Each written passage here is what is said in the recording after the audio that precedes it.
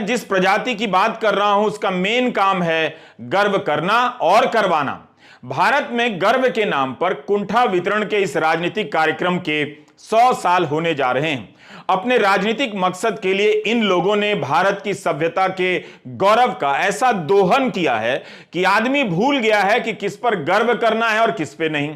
एक पे गर्व कर उठता है, दूसरा गर्व सामने आ जाता है।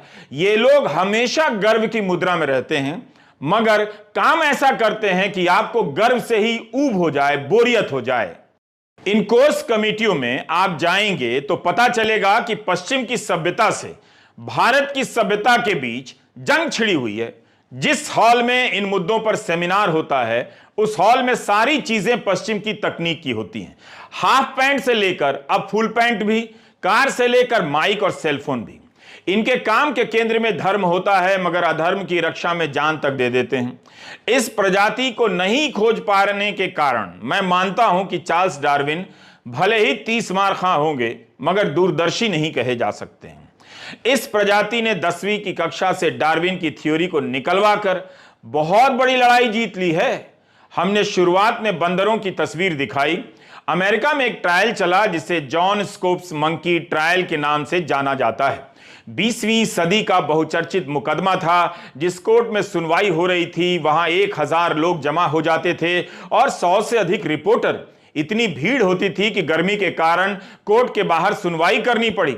हर अखबार की यह लीड खबर हुआ करती थी। मार्च 1925 में अमेरिका के टेनेसी प्रांत ने कानून पास कर दिया कि किसी भी कक्षा में डार्विन की इवोल्यूशन थ्योरी को नहीं पढ़ाया जाएगा। ऐसी कोई भी थ्योरी नहीं पढ़ाई जाएगी जो बाइबिल में दर्ज इंसान की उत्पत्ति की मान्यता को चुनौती दे दे। अमेरिकी सिविल लिबर्टी यूनियन ने भी ऐलान कर दिया कि जिसे भी इस कानून के तहत सजा मिलेगी उसका मुकदमा ACLU की तरफ से लड़ा जाएगा। 24 साल के शिक्षक स्कोप्स ने पढ़ाने का फैसला कर लिया और उन्हें गिरफ्तार कर लिया गया। ACLU ने कहा कि टेनेसी कानून संविधान विरोधी है क्योंकि सार्वजनिक संस्थाओं में इसने बाइबिल को ही सत्य का मानक बना दिया है। मन की बात का 100 एपिसोड हो गया तो उसका जश्न इस तरह से मनाया गया जैसे इतिहास रच दिया गया हो। हम जिस स्कोप्स मंकी ट्रायल की बात कर रहे हैं उसका रेडियो पर सीधा प्रसारण हुआ करता था और यह अपने आप में एक इतिहास है। स्कोप्स मंकी ट्रायल को सीधा प्रसारण होने वाला पहला मुकदमा कहा जाता है। राज्य की तरफ से वकील थे विलियम जेनिंग्स ब्रायन, जो 3 बार अमेरिका के राष्ट्रपति का चुनाव लड़ चुके थे, और स्कोप्स की तरफ से क्लैरेंस डैरो दलील दे रहे थे। इस मुकदमे को सदी का मुकदमा कहा जाता है। जेनिंग्स की दलील थी कि इंसान की उत्पत्ति कैसे हुई ये बाइबिल में लिखा है और जो बाइबिल में लिखा है वही सही है।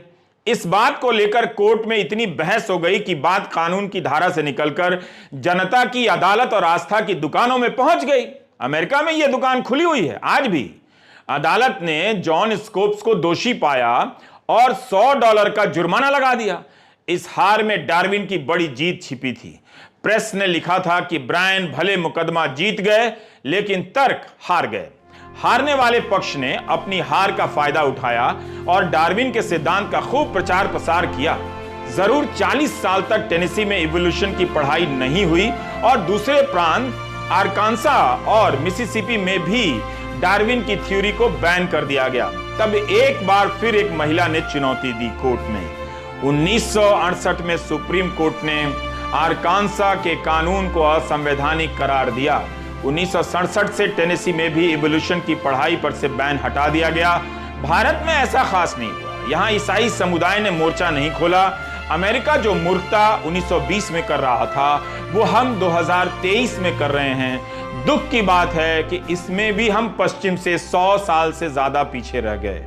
डार्विन को पता था कि उनकी इस बात को धर्म और कर्मकांड में यकीन रखने वाले कभी नहीं स्वीकार करेंगे, इसलिए वे अपनी थ्योरी को छोटे से वैज्ञानिकों के समूह में घुमाते रहे और जनता के व्यापक समूह के लिए प्रकाशित करने में उन्हें 20 साल लग गए। इंग्लैंड से पूरे यूरोप और अमेरिका तक में उनकी थ्योरी को लेकर धर्मावलंबियों और वैज्ञानिक चेतना वालों के बीच बहस छिड़ जाती है। अमेरिका में तो अब भी बहस हो जाती है। 21वीं सदी के कई राष्ट्रपति चुनावों में डार्विन का मुद्दा छा गया था। उधर भारत